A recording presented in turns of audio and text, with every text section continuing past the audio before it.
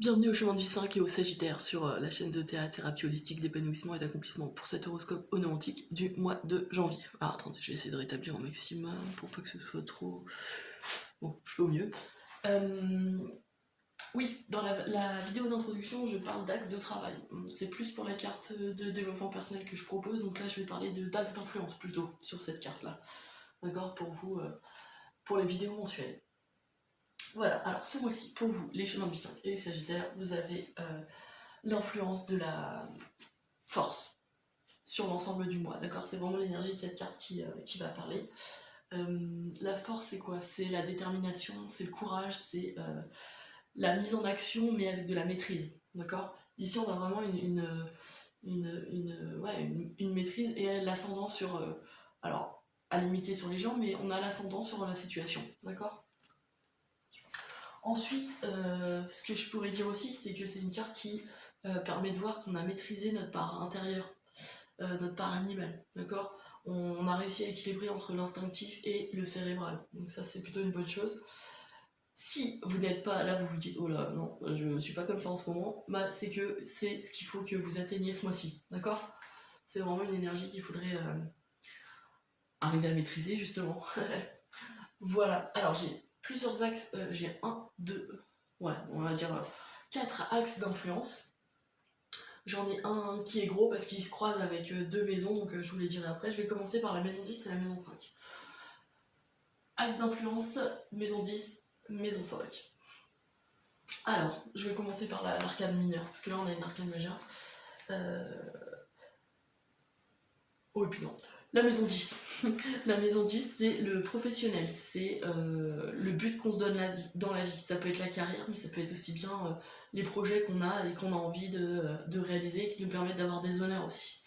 C'est le destin aussi, c'est le refus de l'hérédité, parce que c'est à l'opposé de la maison 4 qui représente le foyer. Donc c'est vraiment la réalisation personnelle telle qu'on la conçoit intérieurement. Enfin, pas que intérieurement, mais qu'on aimerait voir se réaliser dans la société. D'accord? Donc c'est la réussite sociale. Voilà. Je cherchais le terme. Voilà. Donc on a la tempérance. La tempérance en vierge, donc qui nous parle... Alors la vierge déjà c'est un signe plutôt...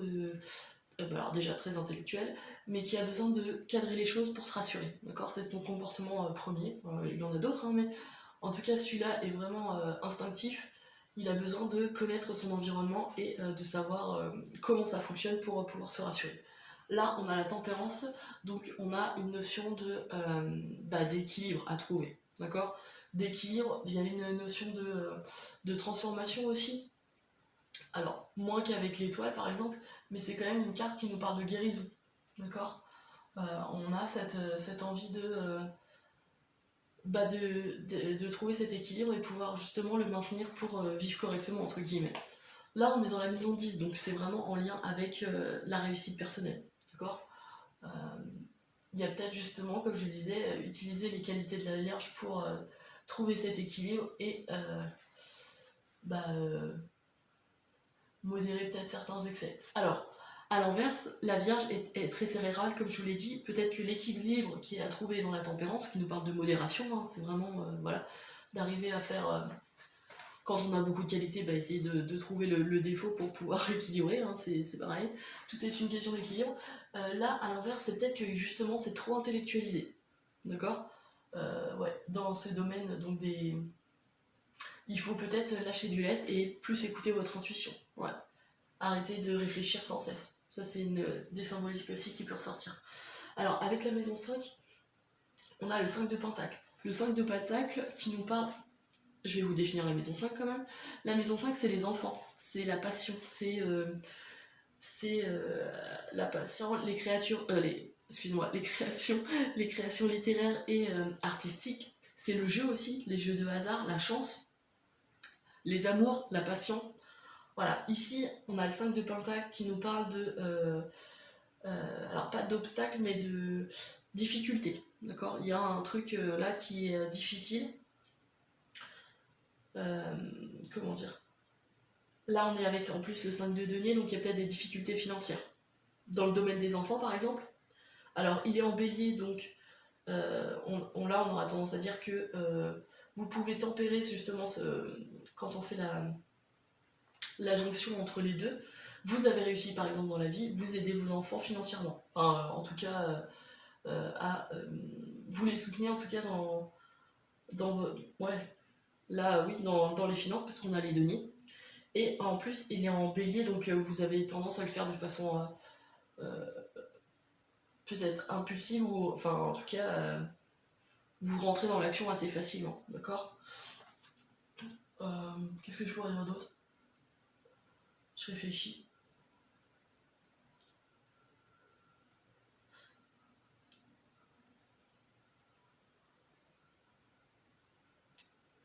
Ouais, le lien avec ici, pour certains d'entre vous, vous attendez peut-être un retour des personnes que, par exemple, le lien que vous avez avec vos enfants, ou la, la, comment dire, les honneurs, parce que la maison 10 c'est les honneurs aussi. Vous attendez peut-être un retour, une gratitude quelconque par rapport à ce que vous avez pu faire pour eux, par exemple, ou par rapport aux amours que vous avez eu, une relation qui était, ouais. Et là ici on aura peut-être même une relation plutôt passionnée, qui comporte des conflits. Ça, parce que là ici on a un travail voilà, qui était... ouais. Parce que juste avant on avait le cadre de denier qui nous parle de sécurité et de stabilité. Là on est dans le mouvement et le changement. Donc il y a des choses qui sont plutôt plus ou moins instables, d'accord. Et c'est là que la force nous amène justement à trouver à maîtriser justement ce déséquilibre qui est là en ce moment. Ouais. Ensuite, gros axe de travail, on a la maison 1, maison 2 et maison 3. Attendez, je vous dis ça. Ouais, les maisons 9. En fait, il y a un croisement entre les maisons. Il y a des maisons qui se chevauchent. On a la maison 3 et la maison 2 ensemble, et on a la maison 1 et la maison 3 ensemble, et la maison 9 et la maison 1. Donc on a des cartes qui se corrèlent, qui se croisent en fait. Donc là, on a un amas de 6 maisons qui peuvent peut-être s'interpréter entre elles. Donc on va voir. Dans la maison 1, vous avez le 4... alors attendez, la maison 1, c'est, comme je vous l'ai dit, le caractère, la vitalité, la façon dont on s'extériorise, et les moyens qu'on a de le faire, d'accord. Ici, je regarde avec la maison 1, on a la maison 3, mais c'était dans quelle carte? Attendez, je vous dis ça. Ouais, ok. On a le soleil et le 10 d'épée. Ok, alors là, on est carrément dans l'opposé. La maison 1, donc comme je vous le disais, la maison du caractère, donc c'est vraiment vous-même qui êtes représenté là. On a le soleil, donc quelqu'un de plutôt joyeux, de rayonnant, et qui a réussi à trouver des solutions à ses problèmes, par exemple. Sachant qu'on est en Sagittaire, on a cette impulsion et cet optimisme qui nous permet d'aller de l'avant, d'accord. Sauf que dans cette maison 3 qui nous parle de frères et sœurs, d'entourage proche, les voisins, les cousins, et les petits déplacements, on a le 10 d'épée. Donc là, on a encore, parce que d'autres chemins de vie ont eu cette carte, on a encore une carte de trahison, d'accord. Donc il y a une trahison d'un frère, d'une sœur, quelconque, qui peut-être a mis à mal votre rayonnement, entre guillemets, ou alors ou à l'inverse, vous avez dépassé ce traumatisme de trahison en étant vous-même et finalement en continuant votre petit bonhomme de chemin. C'est possible aussi, d'accord. Sachant que là, de la maison 3 en rebondit, on a maison 3, maison 2, on a la 21. Et ici, on a après on rebondit, donc de la maison 3, on a encore une maison 3, mais avec la maison 2, et c'est les finances. Le 3 de baguette qui nous parle déjà dans les finances de... donc la maison 2, c'est l'argent qu'on gagne. Hein. On a la réussite. Disons qu'on a travaillé sur un projet et on en a enfin les bénéfices. En tout cas, la mise en action est bonne, d'accord. Ici, j'ai l'impression qu'il y a un gain qui peut se faire. Sachant qu'il est en Capricorne, le Capricorne est un signe plutôt carré et ambitieux. Donc on a là j'aurais tendance à dire une maîtrise des finances, d'accord. On a des rentrées d'argent fructueuses, donc ça c'est plutôt positif. En lien avec le monde, ici c'est là un nouveau chapitre. Le monde, quand il apparaît aussi, on parle d'un nouveau chapitre de votre vie. On a peut-être des nouvelles relations avec les frères et sœurs ou un entourage proche. Et justement, peut-être une notion de pardon ou de dépassement d'un conflit qui rend les choses positives et qui vous rend heureux, d'accord, intérieurement. C'est possible. Ouais. Et donc quand on rebondit de la maison 2 la maison 1, ici du 4 de coupe, on remonte sur la maison 9, on a de nouveau un croisement, on a le 4 de coupe et le 4 d'épée. Alors là, ça fait beaucoup de 4, hein, beaucoup de structures, beaucoup d'enfermement, beaucoup de choses carrées. Donc il va falloir peut-être agrandir votre zone de confort, je sais pas, on va voir. Dans la maison 1, donc la maison du caractère, comme je le dis, vous l'avez le 4 de coupe. Le 4 de coupe nous parle d'ennui. On a envie de voir autre chose, on a envie de sortir de notre zone de confort. On a envie, voilà, bon, peut-être pas non plus, voilà, mais on a envie de voir autre chose, d'accord? Ici, on est vraiment dans une passe où on s'ennuie un peu. À l'inverse, là, dans la maison 9, on a le 4 d'épée. Le 4 d'épée qui nous parle de travail. Alors déjà, on s'est bien battu. D'accord? On voit le guerrier là qui se repose. Hein? Il a beaucoup combattu, un long combat, et maintenant il se pose et il réfléchit. Il se dit, bon, maintenant, qu'est-ce qui pourrait m'aider à avancer au-delà de prendre mon épée? Ici, c'est une notion de travail spirituel, ou comment dire, d'élargissement de la conscience, d'accord? Sachant qu'on est dans la maison 9 qui représente les choses qui grandissent l'humain, les lois, la religion, la philosophie, enfin des domaines qui permettent de voir l'humain dans son ensemble, dans sa globalité, non pas comme un individu lambda. Donc on a un travail là qui peut se mettre en place, de la méditation aussi, ou des choses de cet ordre-là. Ouais. Après, en plus, on a un signe de feu, là, on a le lion qui, avec le soleil ici, a envie de rayonner, entre guillemets, de briller, ou en tout cas au moins d'être perçu, enfin d'être vu. On a peut-être un travail à faire là-dessus dans les études supérieures, parce que la maison 9 représente aussi l'étranger, et vous avez peut-être envie de faire des grands voyages qui vous permettent de sortir de votre zone d'ennui, ça c'est possible. On a cette notion-là, de vouloir retrouver la nature, se calmer, et puis voilà, après un long travail ou un conflit important. Ici on l'a dans la maison 3, donc pourquoi pas. Ouais.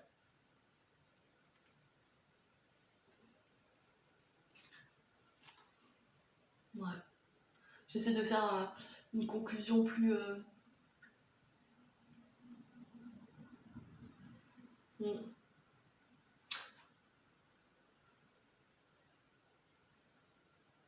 En tout cas, ouais, c'est sûr, il y a une corrélation, comme je vous l'ai dit, avec la maison 1, 2, 3 et 9. Donc là, on a vraiment cette notion de... on parle de vos finances, on parle de vous intérieurement, vraiment, vos liens avec... là, on parle de l'entourage proche, et avec des choses qui peuvent changer votre état d'esprit. Sachant qu'ici, on a la maîtrise, il y a peut-être quelque chose... Alors, on a la tempérance aussi, hein, quand on parle d'honneur, vous voulez être vu avec le lion ici, là, on parle d'honneur. Elle nous parle de tempérance, donc il faut trouver l'équilibre et avoir la maîtrise de ce que vous pouvez observer, d'accord? Et justement trouver votre équilibre entre votre ressenti, votre monde émotionnel et votre monde intellectuel, entre guillemets. Ouais. Je pense qu'il y a cette notion-là.